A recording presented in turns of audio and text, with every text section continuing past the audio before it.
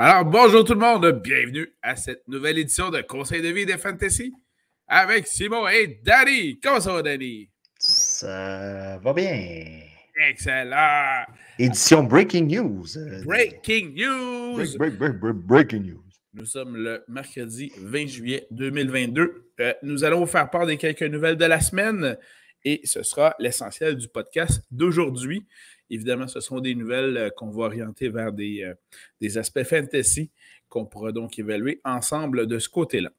Alors donc, cette semaine, Danny, quelles sont les nouvelles particulières qui ont retenu ton attention? La plus grosse nouvelle là, présentement cette semaine, là, on est à cette date-ci.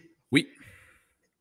Jimmy Garoppolo a reçu la permission des 49ers de se magasiner un autre club. C'est pas mal la plus grosse nouvelle. Jimmy G, le beau bonhomme. Le plus bel homme de la NFL peut maintenant se trouver un nouveau club. Bon. C'est une nouvelle qui a un gros impact fantasy. Évidemment, ça va dépendre de l'équipe dans laquelle il s'en va. Ben, c'est une grosse nouvelle d'un côté fantasy pour Jimmy, pour Garoppolo. Et Trey Lance se trouve donc à être le QB partant des 49ers. Des 49ers. Impact majeur fantasy pour Trey Lance. Pour Trey Lance ainsi que tout le corps offensif là, du côté de San Francisco. Exact. Ensuite de ça, tout dépendant où Jimmy va se ramasser. Tu sais, on va se dire la vérité. On commence à être tard dans notre saison. À moins d'une blessure à un corps arrière partant, les choix risquent d'être plutôt restreints du côté là, de Jimmy GQ, comme je l'appelle amicalement. Donc, moi, une place logique où je le verrais, c'est les Giants de New York. Oh, intéressant. Les Giants de New York, peut-être Seattle. Ben, moi, j'ai beaucoup entendu et lu sur Seattle. On sait tous que présentement, il y aura un duel au sommet à Seattle entre Geno Smith et Drew Lock pour le poste numéro 1. On s'entend que ni l'un ni l'autre, c'est très enviable, notamment du côté fantasy. Là. Tu fais comme à la lutte. Tu fais un beau triple threat et tu ajoutes le plus bel homme de la NFL dans le mix. Mais, tu sais, sauf Panthers... que si Jimmy G s'en va avec les Giants ou les Seahawks, on s'entend que c'est pour tout de suite avoir le poste de numéro 1 là-bas. Là. Oui, définitivement. L'agent est embarqué là, dans les discussions, puis il va s'assurer que son client soit heureux dans tout ça, surtout qu'il y a un contrat valide avec les 49ers.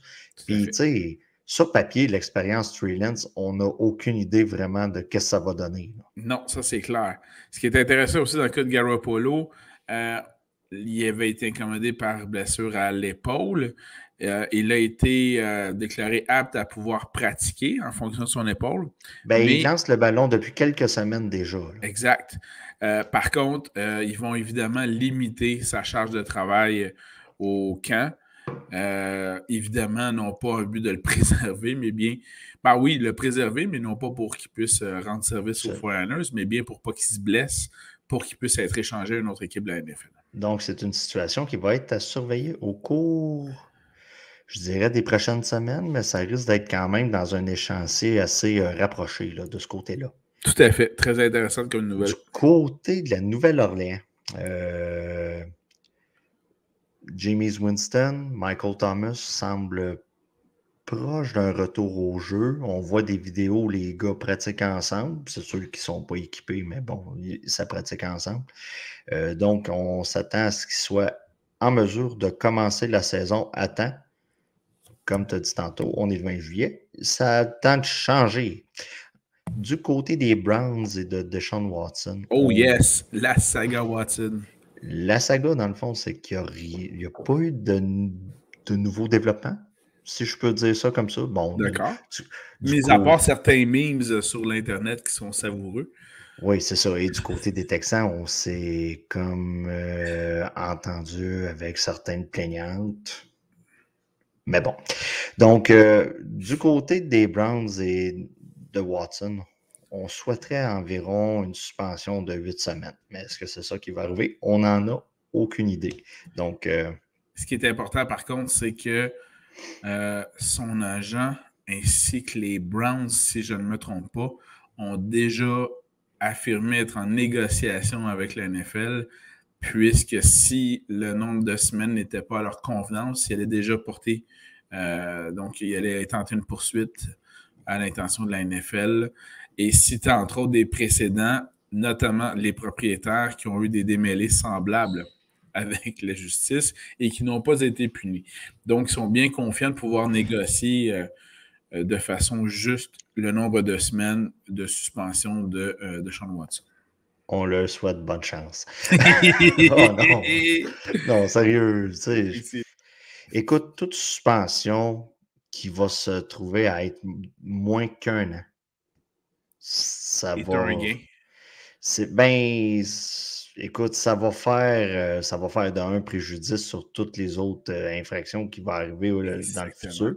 Ça, c'est Puis, clair. tu sais, on se rappelle que Tom Brady, pour une histoire de ballon, a eu 4 matchs. Donc, tu sais, c'est ça. Ça va amener une certaine jurisprudence qu'on ne veut pas nécessairement. J.K. Dobbins n'est pas certain, selon Ian Rappaport, de commencer pour la semaine 1. Ce que J.K. Dobbins Ouais, lui a répondu, change tes sources, je vais être là. intéressant. J'aime ça quand C'est intéressant. les joueurs se citent eux-mêmes. C'est excellent. Ensuite de ça, bon, Zach Wilson, je te laisse aller. Zach Wilson. C'est l'idole de ces dames. Qu'est-ce qu'il y a d'autre à dire?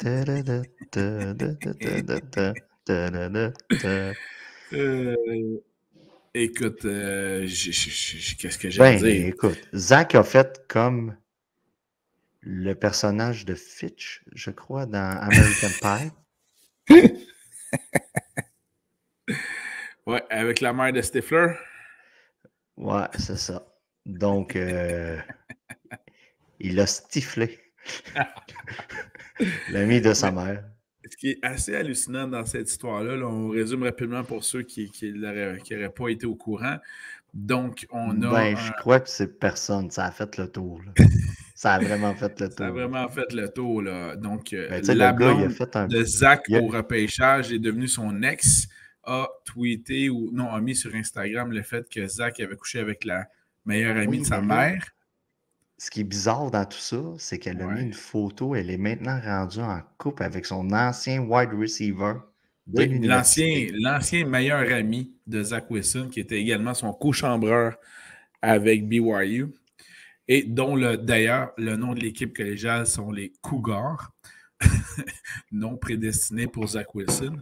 Et depuis ce temps, Zach Wilson c'est maintenant le chandail le plus vendu à travers la NFL. Ça indique donc à quel niveau, je ne sais pas si son ex pensait lui faire du mal ou quoi que ce soit, mais pour l'instant, Elle a tellement aidé son branding personnel. c'est incroyable, en effet. Tu sais, on s'entend, là. Le gars, ça marche pas l'an prochain, l'autre d'après.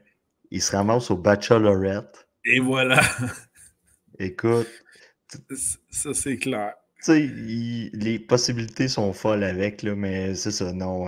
Ça a été une des grosses nouvelles. Ça n'a aucun rapport avec le fantasy, là, mais mon respect a augmenté depuis ce temps-là pour Zach Wilson.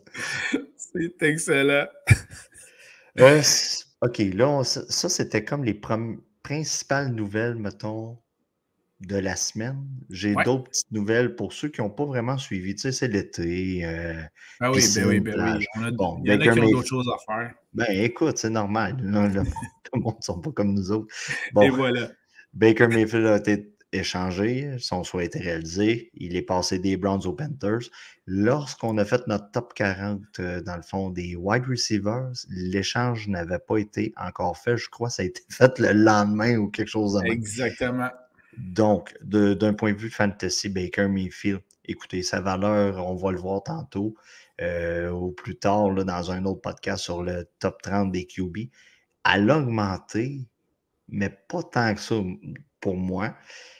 DJ Moore, sa valeur pour moi a augmenté. Christian McCaffrey, c'est sûr qu'il va avoir des petites passes à gauche, à droite, ça vient augmenter. Puis ça vient surtout libérer un peu plus le front défensif là, de l'adversaire. Donc, on va peut-être vouloir protéger un peu plus la passe que quand c'est Sam Darnold qui est là. Ça a du bon du côté fantasy pour tous les joueurs des Panthers cette année. Tout à fait. D'ailleurs, tu parlais des Panthers. Ils ont dévoilé, je crois, aujourd'hui un nouvel uniforme avec un casque complètement noir. Ben, c'était une autre nouvelle. Vous avez un club préféré? Il y a probablement un morceau de guenille qui a changé durant l'entre-saison. Ou un morceau de plastique. Écoutez, là, tu sais, les Giants, aujourd'hui, on ramène le bleu des années 80, le style de chandail des années 80. Vraiment. As-tu vu la vidéo? Ben oui, c'est Barkley avec LT. Ben oui, puis Lawrence Taylor qui vient donner le nouveau chandail à Saquon Barkley à l'image du chandail que Lawrence Taylor a porté dans ses glorieuses années. La vidéo est écœurante. LT qui a déjà battu Bam Bam Bigelow en finale de WrestleMania. Ah, c'est bon ça. Donc, je pensais que tu le savais. Celle-là, je ne la savais pas, non. Mais je savais qu'un fervent de lutte comme toi. Écoute, la feud avait parti au Royal Rumble. Lawrence Taylor avait ri de Bam Bam Bigelow quand il s'était fait éliminer d'un match du Royal Rumble. Okay. Il l'avait poussé. Lawrence, il a dit mode planté et l'histoire avait parti comme ça. C'est excellent. WrestleMania 11 de mémoire. Donc, ensuite de ça, ton préféré, un de tes préférés pour la prochaine saison au poste de Thailand, Mike Gesicki, va jouer cette année avec le franchise, le tag de franchise, on va le dire en français parce que mon anglais est un peu rouillé.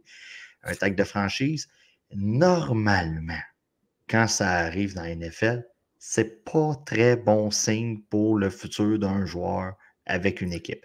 On ne s'entend pas, on essaye d'étirer du côté du club les années, puis tout ça, en ayant le joueur à un plus bas prix.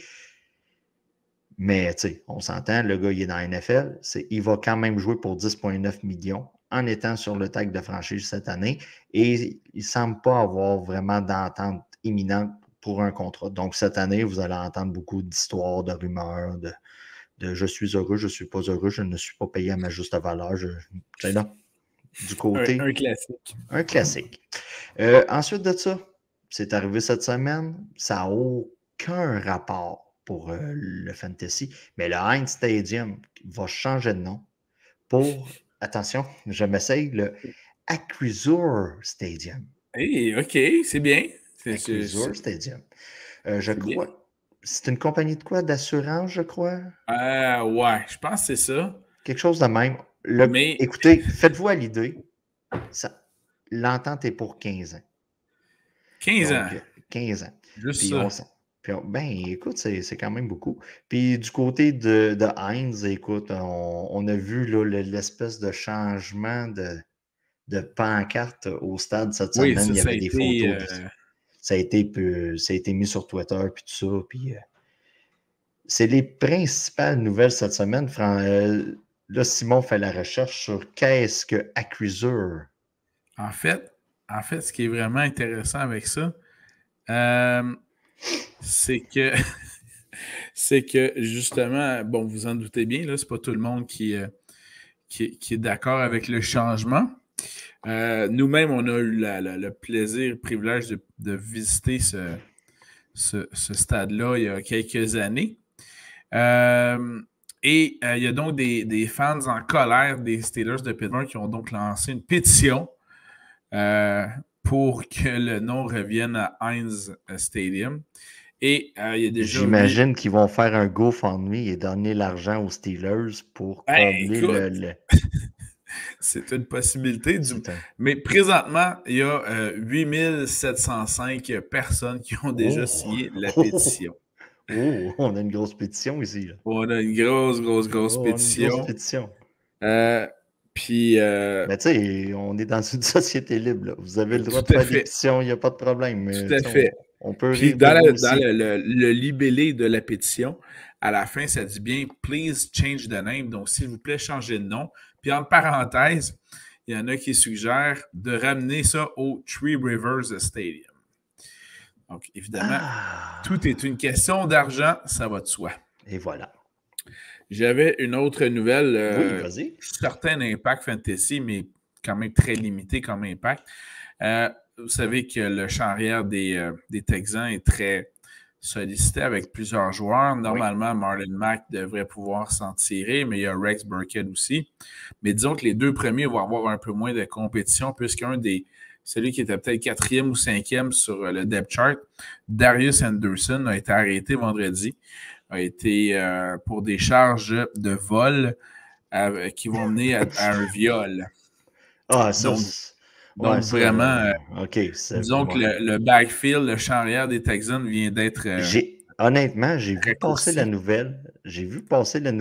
Puis là, puis je l'avais complètement effacé de ma mémoire. Puis là, toi, tu as parlé d'un joueur qui se fait arrêter. Moi, je me suis dit, bon, il a volé du bœuf jerky là, ou quelque chose comme ça dans un dépanneur. Ouais. Mais c'était pas tout à fait ça. Donc, mais une des grosses nouvelles dont on n'a pas parlé, qui est très importante, puis qui a une valeur fantasy. Je ne sais pas si on s'enligne sur la même affaire. C'était ma prochaine nouvelle. C'est le joueur numéro 7 des Buccaneers de Tampa Bay, Leonard Fournette. Écoute, ça, c'est quand même une grosse nouvelle de la semaine. Monsieur Fournette... Ben là, arrête de faire des jokes de gros. Arrête de faire des jokes de gros. Ben, en fait, c'est la Eddie Lacy News. Donc, la nouvelle à la Eddie Lacy. Non, c'est juste un gars qui vieillit. Ben oui, mais c'est parce qu'il vient de signer un nouveau contrat de 3 ans. Le dude a des enfants. Il a quand même juste 27 ans. Là. Il a quand même juste 27 ans. Il vient de signer un contrat de 3 ans. Les Buccaneers se sont départis de Ronald Jones, on s'en souvient. Et là, il est arrivé au début du camp, pas obligatoire, mais volontaire, mais il faut que tu y ailles pareil. Le fameux OTA. Ouais, c'est ça. Et puis, normalement, Leonard Fournette joue avec un poids d'environ 230 livres. Et avec ça, bien, il performe bien. Mais là, il est arrivé à ce camp-là, un peu plus, d'autres diraient gras comme un voleur. Et il est arrivé vraiment pas en bonne shape avec un bon surpoids. On va dire qu'il se sentait ballonné. Ben, disons-le comme ça. Tu sais, il y a des photos qui étaient sorties sur Internet, puis tu sais, on était comme... Puis il y a donc un journaliste du Tampa Bay Times qui a donc demandé à un des coachs, puis il est à combien, Fournette? On dirait qu'il est à 2,50. Le coach lui regarde, puis il monte son pouce dans les airs, il dit non, il grimpe, il est plus haut que ça. Donc finalement, Fournette, là, il serait aux alentours de 260 livres, donc 30 livres au-dessus de son poids normal. Bon, on en rit, mais c'est sûr que ça peut avoir une bonne incidence. On est être 30 livres au-dessus de son poids santé, là. Ça, c'est sa première affaire. Je suis le premier, mais moi, je ne viens pas de signer un contrat de 3 ans comme porteur de ballon partant d'une équipe qui aspire aux grands honneurs de la NFL. Tu sais, on va se dire les vraies affaires. Tu as Tom Brady qui mange quasiment des sauterelles à côté pour rester slim, fit, puis toute la patente. Il n'a jamais été dans une meilleure forme de sa carrière à 45 ans. Qu'est-ce qu'on ferait pas pour ne pas être à la maison? Mais tu sais, c'est ça. Donc, non, mais c'est ça. C'est la nouvelle. Présentement, on est plus ou moins de bonne humeur après Fournette. Voilà. La situation va être à surveiller durant le camp d'entraînement. Et risque, moi, écoute, de mémoire, je pense que je l'ai mis dans mon top 10.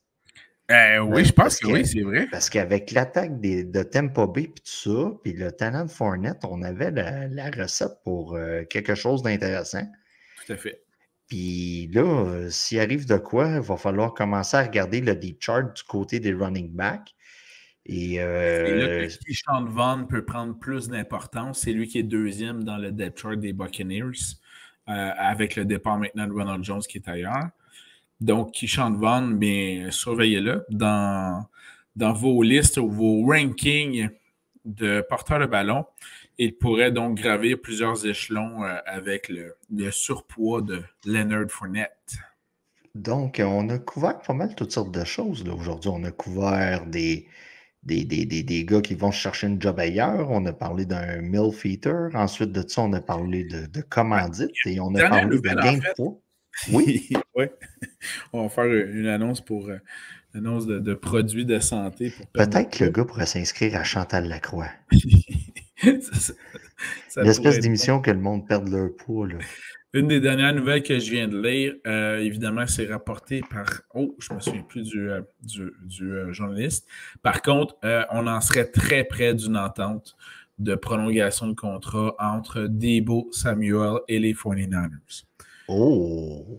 Donc, ça, c'est Gros évidemment. impact fantasy de ce Voilà, côté-là. Si on gros réussit à...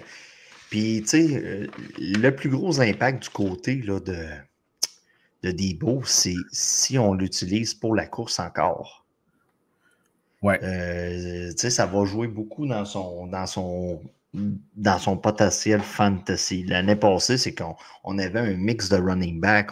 C'était comme un super running back, là. Donc, Mais fait à que, ce niveau-là, dans ce que je lis, ouais. même si on peut être proche d'une entente à ce niveau-là, ou qu'on soit pas, Debo ne se présente pas au camp sans une entente.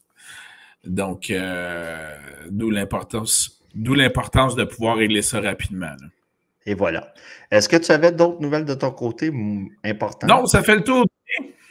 Tu sais, ben, on s'entend, là, on a couvert Zach Wilson, donc la nouvelle doit être très L'essentiel des importante pour. nouvelles a été couvert. Ben écoute, le gars a flinché la mère de Stifler. Et voilà. Et voilà. Alors, ça fait le tour effectivement des nouvelles en ce mercredi 20 juillet 2022. On vous remercie beaucoup d'avoir été à l'écoute et surveillez nos prochains podcasts. On en aura sur le top 30 des carrières, on en aura sur le top 30 des alliés rapprochés, les tight ends. On aura également aussi la troisième partie des souvenirs de voyage de football à Green Bay. Fort intéressant. Man, j'étais sûr que tu allais dire maintenant la météo avec Colette. Non, on aurait pu rendre hommage à Pierre Bruno, mais non, effectivement. Alors voilà, merci beaucoup tout le monde d'avoir été à l'écoute. Les et à très numéros bientôt. de la poule sont le 4, le 8, le 6 et le 5. Hey, tu l'as bien en plus, c'est ça le pire. Alors, bonjour tout le monde et à très bientôt. Merci. Bye bye. Ciao.